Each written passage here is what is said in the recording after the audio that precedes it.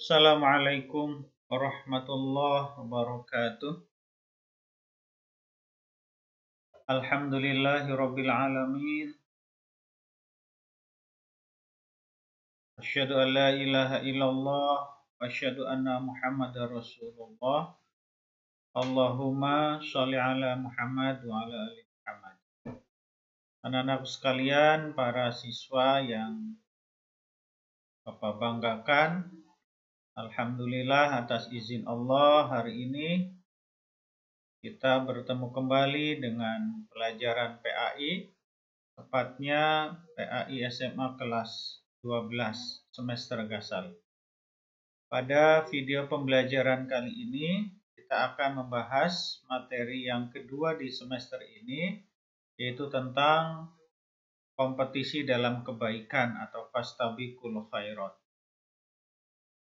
Para siswa sekalian, kompetensi dasar yang harus kalian miliki ya masih sama dengan materi sebelumnya, tapi pada materi kali ini fastabiqul khairat yang kita bahas adalah Quran surah Al-Maidah ayat 48. Silahkan nanti dibaca ya kompetensi dasar pada materi ini.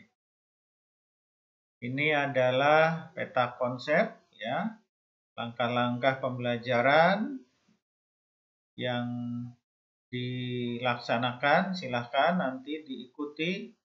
Ada ayat Al-Qur'annya, ada terjemah kandungannya, dan lain sebagainya.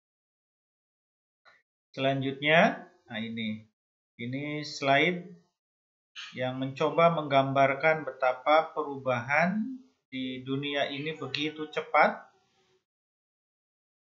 Dalam hal teknologi misalnya, kalian lihat betapa perubahan televisi, kemudian alat komunikasi, telepon, HP, alat tulis dari mesin tik sampai ke komputer, laptop, dan lain sebagainya. Nah, tentu perubahan-perubahan ini akan berhasil dimenangkan persaingannya oleh orang yang memiliki tingkat kemampuan yang tinggi pula. Nah, persaingan di sini adalah dalam rangka itu. Kita bersaing secara sehat, secara positif dengan orang lain untuk bisa memenangkan persaingan dalam menjalani kehidupan modern ini. Ini ayatnya. Silahkan nanti dibaca, dihafalkan, dan dicari makna yang terkandung di dalamnya. Tentu nanti referensi yang kalian bisa gunakan tidak hanya di video ini, silahkan baca artikel, baca buku-buku tafsir terkait dengan Al-Maidah ayat 48 ini. Para siswa sekalian, pada ayat ini di bagian bawah itu ada bagian yang digarisbawahi dengan warna merah. Itu adalah poin utama dari pembahasan kita kali ini. Kita baca, A'udzubillahi minasyaitonirrajim, Bismillahirrahmanirrahim. Wa anzalna ilaikal kitaba bil haqqi musaddiqan lima baina yadayhi minal kitabi wa muhaiminan 'alaihi fahkum bainahum bima anzalallah wa la tattabi' ahwa'ahum amma ja'aka minal haqq. Likullin ja'alna minkum syir'atan wa minhajan walau sya'allahu la ja'alakum ummatan wahidah wa la khairat ilallahi marji'ukum jami'a fayunabbi'ukum bima kuntum takhtalifun. Kita lihat terjemah dari ayat ini. Dan kami telah menurunkan kitab Al-Quran kepadamu, wahai Muhammad, dengan membawa kebenaran, dengan membenarkan kitab-kitab yang diturunkan sebelumnya dan menjaganya. Maka putuskanlah perkara mereka menurut apa yang diturunkan Allah, dan janganlah engkau mengikuti keinginan mereka dengan meninggalkan kebenaran yang telah datang kepadamu. Untuk setiap umat itu di antara kamu berikan aturan dan jalan yang terang. Kalau Allah menghendaki, niscaya kamu dijadikannya satu umat saja. Tetapi Allah hendak menguji kamu terhadap karunia yang telah diberikannya kepadamu, maka berlomba-lombalah berbuat kebajikan. Hanya kepada Allah kamu semua kembali, lalu diberitahukannya kepadamu terhadap apa yang dahulu kamu perselisihkan, umat Nabi Muhammad dan umat-umat sebelumnya. Jadi poinnya adalah kita disuruh oleh Allah untuk berlomba-lomba dalam kebaikan. Selanjutnya, nah ini asbabun nuzulnya, silakan nanti dikaji lebih jauh. Kamu cari referensi-referensi yang lebih mendalam terkait dengan asbabul nuzul dari Al-Maidah ini. Yang pasti, di sini dikatakan bahwa kita jangan sampai meniru umat terdahulu, yaitu Musa dan Nabi Isa yang tidak mengamalkan dan menegakkan isi dari kitab yang diturunkan kepada mereka. Selanjutnya, nah ini kandungan maknanya, ya.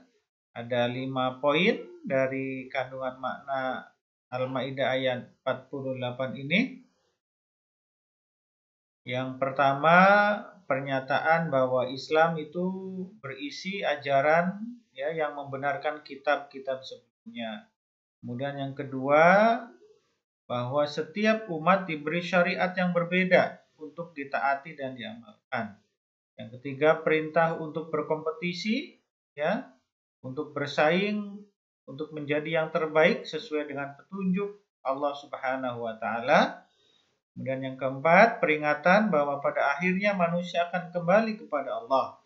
Yang kelima, perintah kepada setiap muslim agar memutuskan perkara dengan hukum yang telah ditetapkan oleh Allah Subhanahu wa taala. Ini ada sebuah hadis dari Abu Hurairah, Rasul bersabda, bersegeralah beramal sebelum datangnya fitnah-fitnah seperti malam yang gelap gulita. Di pagi hari seorang laki-laki dalam keadaan mukmin, lalu kafir di sore harinya. Di sore hari seorang laki-laki dalam keadaan mukmin, lalu kafir di pagi harinya. Dia menjual agamanya dengan kenikmatan dunia.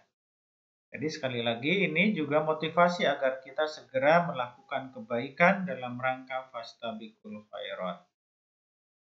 Nah ini definisinya ya. Kompetisi artinya persaingan. Kebaikan adalah segala sesuatu yang tidak merusak atau menghilangkan kerusakan. Kebaikan dalam Islam disebut juga sebagai amal soleh, yaitu perbuatan yang mendatangkan maslahat atau sesuatu yang mendatangkan kebaikan, baik untuk diri sendiri maupun untuk orang lain. Nah, ini urgensinya atau pentingnya kita berkompetisi dalam kebaikan. Urgensi dari fastabiqul khairat ada 8. Silahkan nanti dibahas, dipelajari, diperdalam di rumah masing-masing. Selanjutnya contoh dalam kehidupan. Nah ini ya. Dalam kehidupan kita harus tunjukkan bahwa berlomba dalam kebaikan itu kita wujudkan dalam kehidupan melalui kebaikan-kebaikan. Ada 4 di situ ya. Kemudian selanjutnya adalah, nah ini studi kasus, ini gambaran bagi kalian, ini contoh. Ada 10 orang yang sangat kaya di dunia ini, tetapi pada akhirnya justru kitalah yang terkaya.